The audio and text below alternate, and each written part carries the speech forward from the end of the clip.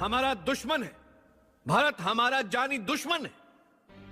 भारत हमें तबाह और बर्बाद करने के ख्वाब देख रहा है।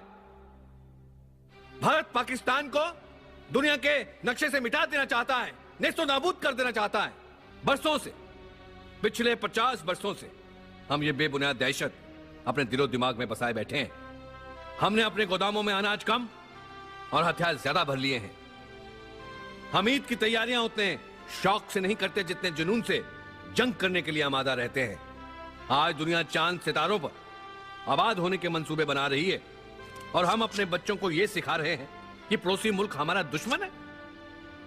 हमने नफरत की दीवार तो बहुत ऊंची बना ली, लेकिन वो रोशनदान भी बंद कर लिए जहां से दोस्ती का नूर अंदर आ सके। इंशाअल्लाह जिस दिन हिंदो पाक में दोस्ताना हो जाएगा, उस दिन ये दोनों मुल्क पूरी दुनिया के सामने एक अजीम ताकत बन सकते हैं। लेकिन जनाब, इस बात की क्या गारंटी है कि इस दोस्ताने के बाद भारत हमारे जाती और मजहबी मामलों में दखलंदाजी नहीं करेगा? वो हिंदू देश है और पाकिस्तान इस्लामिक कंट्री है। आपके मालूमात के लिए मैं आपको बता दूं कि हिंदुस्तान एक डेमोक्रेटिक मुल्क है। मुसलमान वहां की माइनॉरिटीज हैं। इसके बावजूद वहां की हुकूमत ने कभी भी उनके मजहब में दखल अंदाजी नहीं की। मुसलमानों के लिए अभी भी मुस्लिम पर्सनल लॉ कायम है। वहां के गैर मुस्लिमों का खुलूस तो देखिए। वहां के वाजदा प्रधानमंत्री खुद रोजदारों के साथ इफ्तार करते हैं, ईद की खुशियां मिलजुल कर बांटते हैं। लेकिन पाकिस्तान और भारत का मिलाप तभी होगा जबकि कश्मीर का मसला हल होगा। हमारा एक ही कल्चर था, एक ही हमारा जो हेरिटेज है, एक ही मुआशरे के हम लोग थे।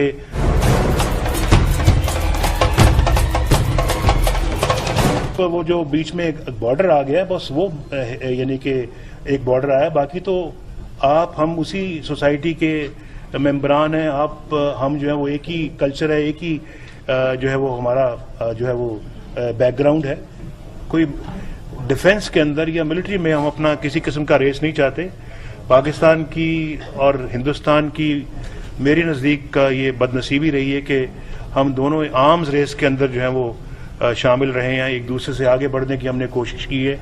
हिंदुस्तान अगर मिग 27 के पीछे भागता रहा, ये 29 के पीछे भागता रहा, हम F-16 के पीछे भागते रहे हैं। हिंदुस्तान ने टैंक खरीदे हैं तो हमने भी लाजम कर लिया कि हमने भी खरीदने हैं टैंक्स।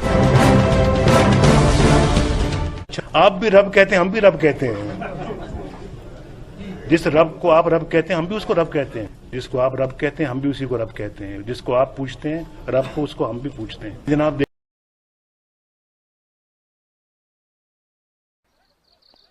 फरमाइए, किस मिशन के लिए याद किया? भारत के प्रधानमंत्री ने पाकिस्तान आकर दोस्ती का जो लड्डू हमारे वजीर आजम को खिलाया है, हम उसे उनके गले से उतरने नहीं देंगे। इसलिए अब तुम्हें हिंदुस्तान की सरजमीन पर पाकिस्तानी वजीर आजम का कत्ल करना है। पाकिस्तान में जश्न की तैयारियां हो रही हैं, क्योंकि हमारे वजीर आजम साहब हिंदुस्तान के प्राइम मिनिस्टर की दावत पर भारत तशरीफ ले जा रहे हैं, ताकि दोनों मुल्कों की नफरत को प्यार में बदला जाए, इंतकाम को भुलाकर इत्तेहाद पैदा किया जाए, प्यार और अमन की संग की बुनियाद रखी जाए। बकवास। उन्हें तो खप सवार है कि लोग उन्हें गांधी की तरह अमन के फरिश्ते की शक्ल में याद करें। उनके सर पर ताज और हम पर दुश्मनों का राज? बिल्कुल नहीं। उन्होंने हाथ काटा है, हम सर कलम कर देंगे। हमसे बांग्लादेश अलग हुआ है, हम कश्मीर लेके रहेंगे। इसी मकसद के लिए हमने 3 जंगें लड़ी थी। जंग जिसमें लाखों शहीद हुए, हजारों कुनबे तबाह हो गए। हेलो जब्बार, जब्बार मैं जनरल हैदर बोल रहा। जब्बार बोलते क्यों नहीं? मेरी आवाज सुन रहे हो कि नहीं? जब्बार क्या हुआ? वजीर आजम मरा या नहीं?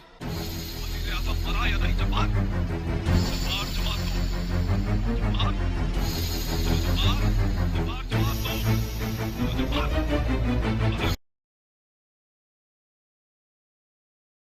देखिए, एक तरफ तो लाहौर डिक्लेरेशन हो रहा है और दूसरी तरफ जो है वो कारगिल का वो एडवेंचर मिस एडवेंचर करके मेरी पीठ पर छुरा घोंपा गया। मैंने कहा कारगिल का वो एडवेंचर मिस एडवेंचर करके मेरी पीठ पर छुरा घोंपा गया। मैंने कहा